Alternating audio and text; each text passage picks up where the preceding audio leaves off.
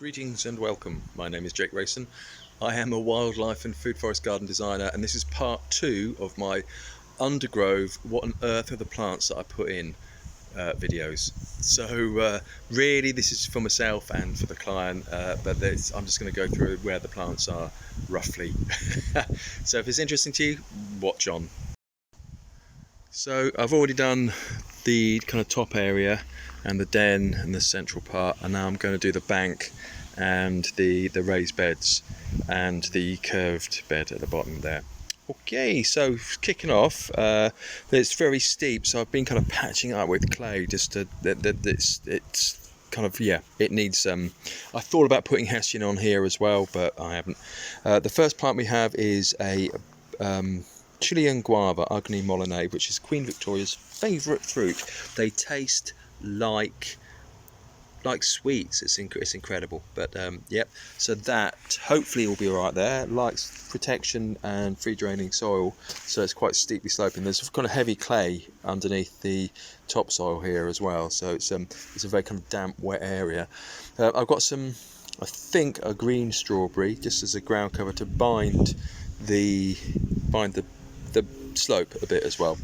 And then along the back there are 3 anise hyssop, which is agastache, and that is, oh well, I can't remember, the yellow jubilee, golden jubilee, I think it is the variety. And then I've got 2, you can hardly see them, 2 sedums purple emperor. These are all on special offer. One of them is tiny root ball, so I don't know if it's going to make it, but it's, you know, they're there.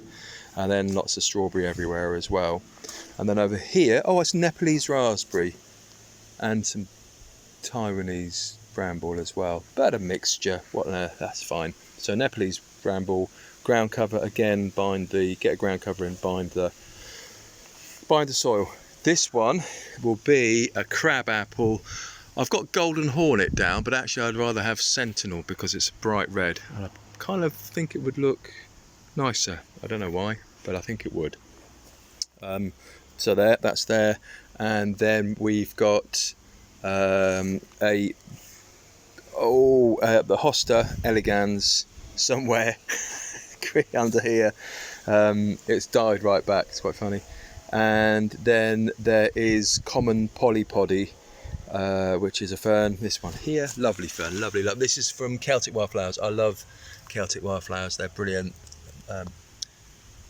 Barry and Sandra, those are the spory things on the back. So I've got 3 of them, and I've put in some maidenhair fern in here as well. I'm not sure if it will take. This is stuff from the path at home. And I've put in some the common, that really common fern whose name I can't remember. I am a bit tired, actually, to be honest. Some more common polypody, which is like fallen on the road on the whole load of moss. And then a couple more heart's tongue from home, which again were on the path, so I kind of dug them out of the way. Right then, so that's that lot, which is all great fun and very exciting. And then, oh, just to say, I've got extra plants in here as well. So there is Devil's Bit scabious, a couple over there, and then there's meadow sweet, and then I've put in wood sage, Teucrium, can't remember, at the back, which is native, and there's some primroses all the way along as well. Primroses scattered around the place, and there's a bit like the plug plants of Devil's Bit scabious as well, and primroses. So yeah, and then I put another strawberry and some more meadow sweet over there. So those are little plug plants just to kind of fill in some gaps, and if they do well, they do well, and if they don't, they don't. An awful lot of the stuff that happens, you really got to plant it and then see what happens with it. You can't you can hope that things will grow, but you really don't know. So here, raised bed, prostrate rosemary. This is one of the sunniest spots in the whole of the garden. Prostrate rosemary, and then there's wormwood, and we've got a feverfew, which is a native, chicory, which is a native, and then agastache, anise hyssop. Don't know what cultivar actually. I don't think it's a cultivar. Not native, but kind of lovely foliage and flowers and smell. The chicory has beautiful blue flowers on it, so I'm kind of quite excited about that. Chives, kind of patch of. Again, what I've done is I only had 3 pots, but they were quite big clumps, so I've divided them up with a sharp knife and put them out. Campanula, Serbian bellflower, which is a campanula, I can't remember the name, Petrosky or something. And this is a big, this will come out and it will go everywhere. Some Verbena bonariensis, which I didn't really intend to put in, but I just had it. I had some cuttings from a neighbour, and I just thought it'd just be nice to have some height here as well to cover up here. I was going to put a fence in, but I don't think there's room for a fence, so might have to knock that one on the head. And then we've got daffodil garlic, Allium tuberosum, which is here, and I've got three sedum Herbstfreude. I've got it written down, but anyway, it's a smaller kind of sedum. Sedums are lovely. There are quite a few native. The stone crop's a kind of smaller one, and there's sedum orpine, Hylotelephium or something. But this is a cultivar, I think, of that. I'm not sure. But it's much smaller, so kind of 30-40 centimetres, so it's not like 50-60 centimetres. And the thing about sedums is the larger ones, they'll flop about the place when they get at the end of the season. But there we go. Then parsley, it's so funny. I've always been a bit rubbish at growing parsley, but got some at home. It's doing really well now. So I've just kind of again got a pot from the local garden centre and divided it. So hopefully that'll get going. Then we've got hedge germander on the end, non-native but kind of interesting. And then we've got field scabious, 3 field scabious there at the back, and that's a bog myrtle, which is a native. And to be honest, that's going to be doing one of the best plants, which will be doing well here because it is quite damp. And then coming round, so coming round there is going to be 3 apple trees, or possibly 1 plum tree. I think apple trees, 3 apple trees here. Yeah, 3 apple trees. 1, 2, 3. The ground cover here I've put in this is all kind of relatively bare actually, which is, don't be worried about it because you can always plant stuff out. I have planted quite close together for a lot of stuff, but this stuff not so much. This is a gorgeous hosta called Hosta tardiana, and the cultivar is halcyon, and it's very shiny green here, but actually in the shade, this is a shadier spot. This is a north wall, but it's getting quite a lot of westerly light. But in the shadier part of the garden, it goes up beautiful blue. So I'm kind of looking forward to that. And there's 1, 2, 3, 4, 5 of these, just kind of right the way down, and then Duga reptans as a ground cover. Okay, and then echoing that, we've got, hold on, I'll go to the end. I want to put mint in here, so I completely spaced that, so I've got some mint.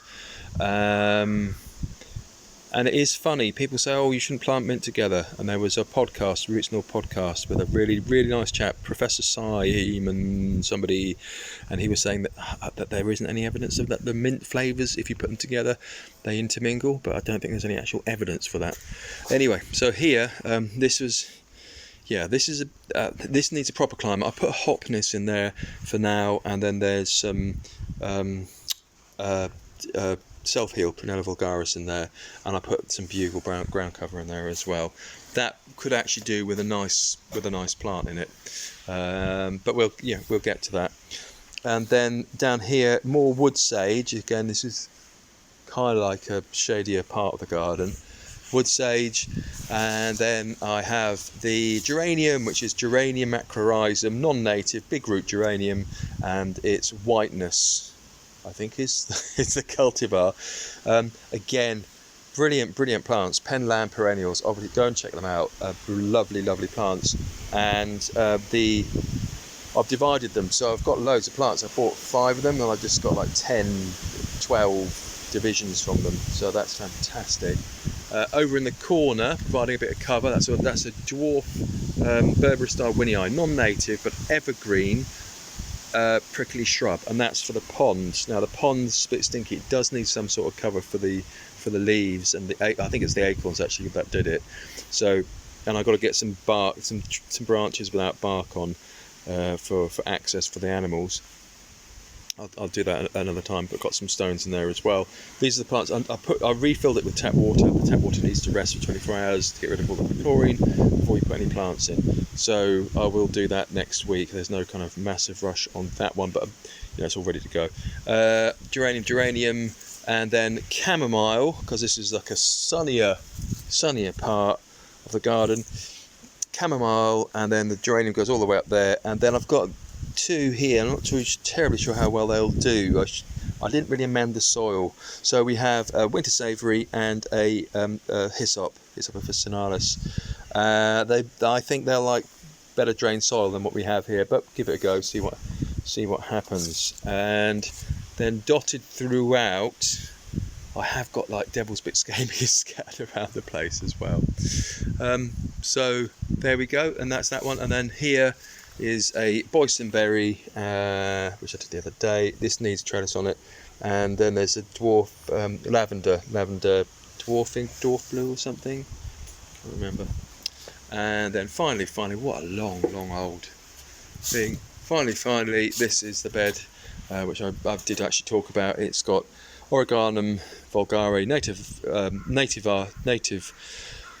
native oregano dwarfing compactum is the name of the cultivar, and this is a red glow Thymoserapillum, which is a native R, so it's a kind of cultivar of a native plant. Nothing else in there.